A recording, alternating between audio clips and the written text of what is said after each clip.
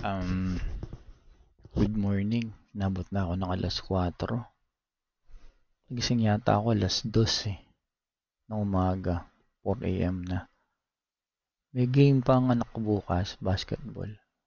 Makatulog. Pero anyway, um, meron akong napansin dito and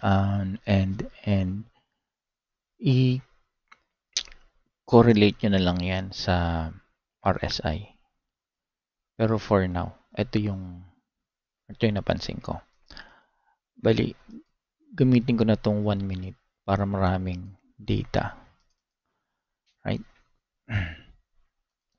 So, meron tayo neto. Meron tayo neto dito. Ito. Ito mo yung, kita nyo itong malaking, itong malaki na to. Na-break, na-break niya yan eh. Na-break yan eh. So, nag-produce yan ng mga malalaki na yan. Ang nangyayari dyan, di ba, pag naka-break ka, po-produce ka ng sarili mong ng panibagong data. Yan, produce ng panibagong data. So, in the bigger picture, dyan tayo mag-umpisa. It's either dyan tayo mag-umpisa o dito. Ayun o, panibagong data na naman yun. Kasi na-break, di ba?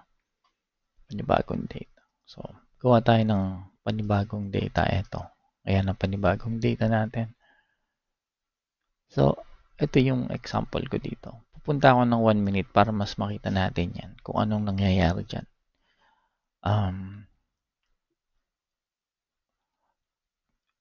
Either way, meron kayong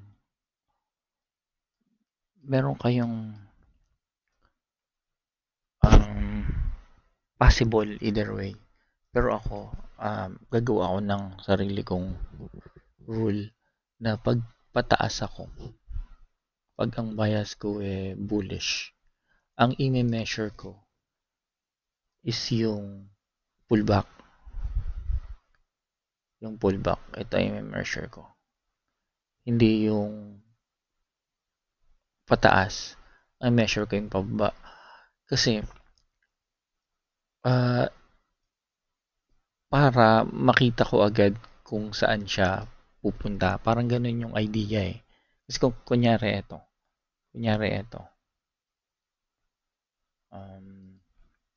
example, ito pataas. Diba? So, bullish ako, pataas ako. I-measure ko ba ito para malaman kung saan ako mag-e-entry. Di ba parang masyadong mahaba. Yun ang tingin ko. Like eto. Diba? Yan. Yan ba i-measure ko? Or yung pullback? Anyway, either way, pwede nyong gawin. Isa lang naman ang theory neto. Ang theory neto is magwo-work kayo within dun sa leg na pag naisipan yung i-monitor. Example.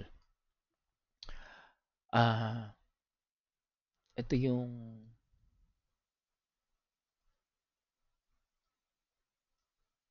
yung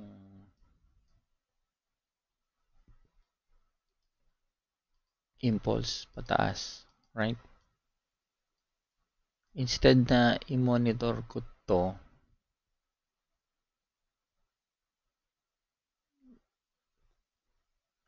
para makapasok ako instead na i-monitor ko to, para makapasok ako. Ang gagawin ko, hintayin ko yung pullback niya. Kasi yung ang kinukuha mo dito is long, di ba? So hintayin ko yung pullback niya. So one way na makita natin yung pullback niya is pag na-break, di ba? Ito. Pag na-break. Yan.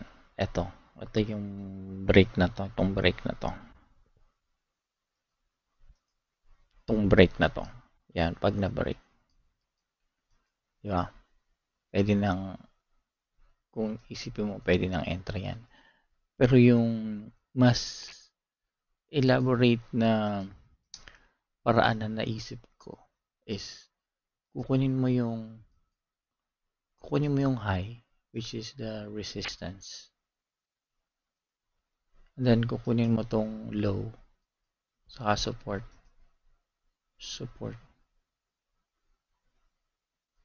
And then paano mag-entry? Etong play niya dito ang entry mo. Etong play niya dito. Yan. Within doon sa resistance, ang entry mo. Kung i-blow up natin to, is eto. Nag-gets niya na. Eto. Yan ang entry natin.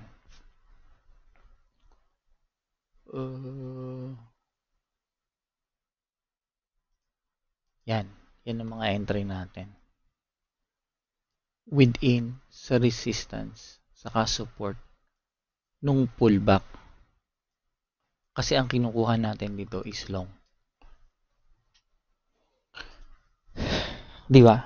Na-gets? Instead na ito ang kukunin mo.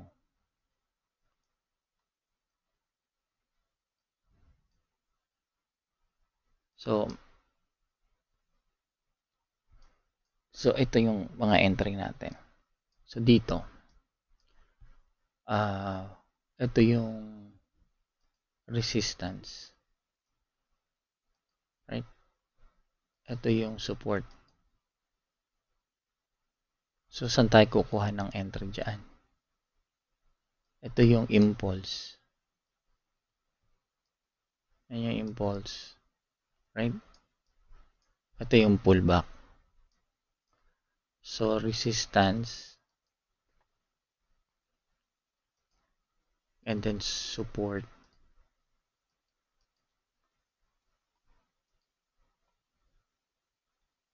Support and then kung saan na break. Saan na break? 'Di ba? Dito na break. So, dito na break. And then, i-monitor natin ang entry natin. We're just doing regression every time. Dito. Yan.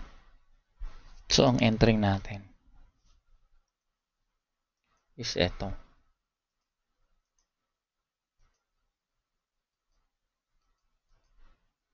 Yan. Yan ang entry natin. Para sa long.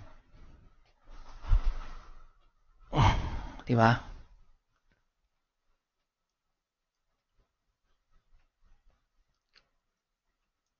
So, itong buong to. Ito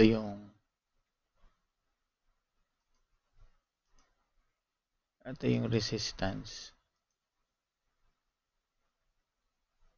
Ito yung support. And then, kung saan na break.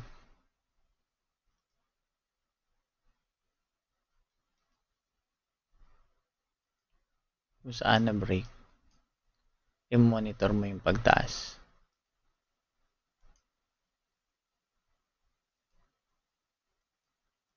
And then, ito yung mga entry mo.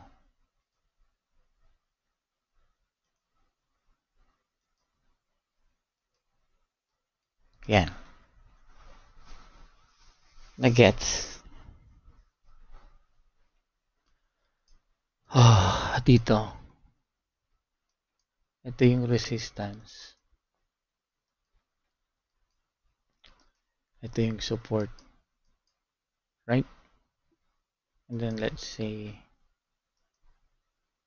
itong kinuha mo. Yan. So, dito na break. So, dito ako mag-start mag-monitor ng entry mo. Yan. Ito ang entry mo.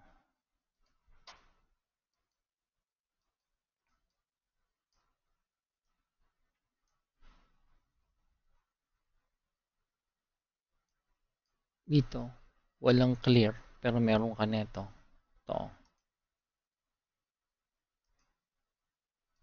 resistance, support, kung saan na break. So from here to there, yan lang yung monitor mo. Ito yung entry mo.